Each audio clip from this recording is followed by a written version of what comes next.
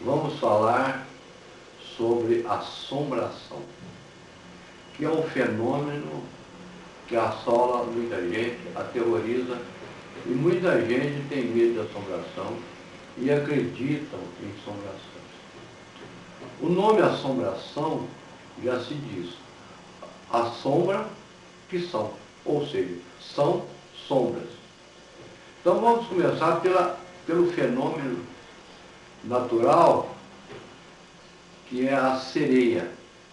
A sereia na Idade Média Baixa, e até mesmo já na Era Moderna, muita gente acreditava na sereia e até hoje muita gente ainda acredita na sereia. O que é a sereia? Na sereia e outros fenômenos também, como aqui no Brasil, o caboclo d'água, a mãe d'água, o homem d'água. Então, esses fenômenos são fenômenos naturais que acontecem normalmente sem que nada tenha de assombrar as pessoas. Mas as pessoas ficam aterrorizadas com isso. Bem, o que faz com que aconteceu as sereias? As sereias é um zooforme grego, diferente do zooforme egípcio. Por que a diferença?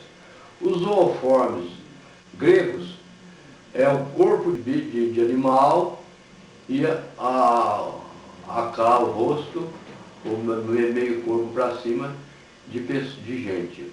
Já o zooforme egípcio, que foi criado no Egito, então são corpo de gente, de pessoas, e cara de animal. Esse é o zooforme egípcio, o contrário do zooforme grego.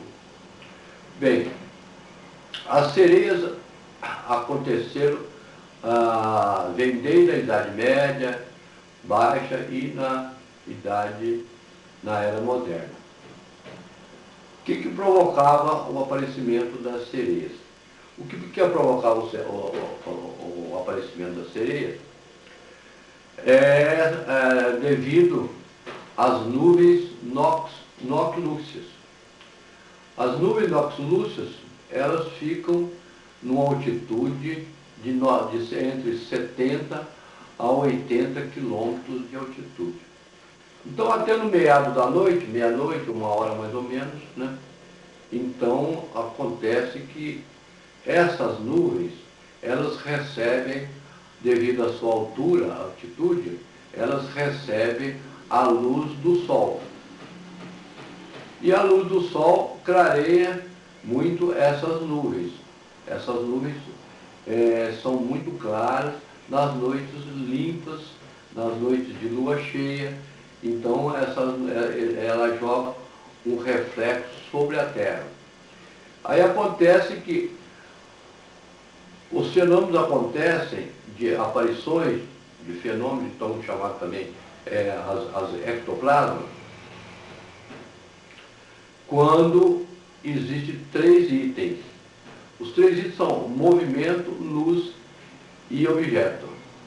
Então, quando principalmente a água é um objeto. A água em movimento, então quando ela recebe essa claridade das nuvens noclúceas, então muitas vezes formam-se imagens. Essas imagens são as chamadas sereias, na mente dos navegadores da época. Então,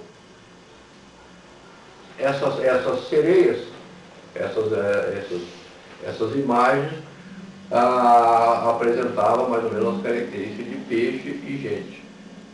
Dessa forma, os navegadores acreditavam uns acreditavam que era assombração e os outros acreditavam que era um fenômeno ou até mesmo um santo, Deus, né? Como, por exemplo, a Nossa Senhora da Conceição, da onde surgiu o Iemanjá, que a Iemanjá significa a Nossa Senhora da Conceição. Então, essas aparições aconteciam, mas se isso acontecia, era infrações de segundo, menos um minuto, dependendo do foco de luz, né, com o movimento da água, então formavam essas imagens, e essas imagens eram vistas às vezes por determinadas pessoas, às vezes dependendo do ângulo que a pessoa estava, se a pessoa tivesse num ângulo aí uns 10 metros, 5 a 10 metros do lado, as pessoas podiam ver.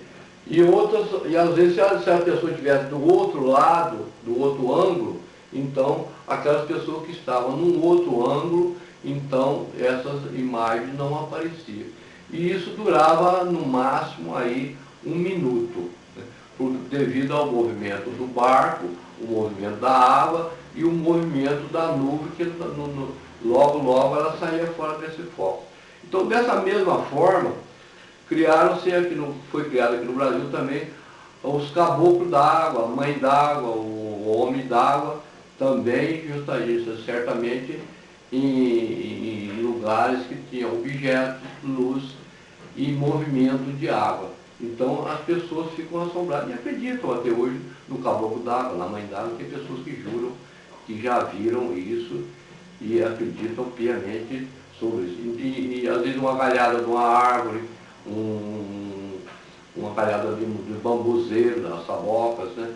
Então, esses focos de luz, essa iluminação nessas noites claras, limpas, com as nuvens lúcidas, então, dessa forma, acontecia esses fenômenos considerados paranormais.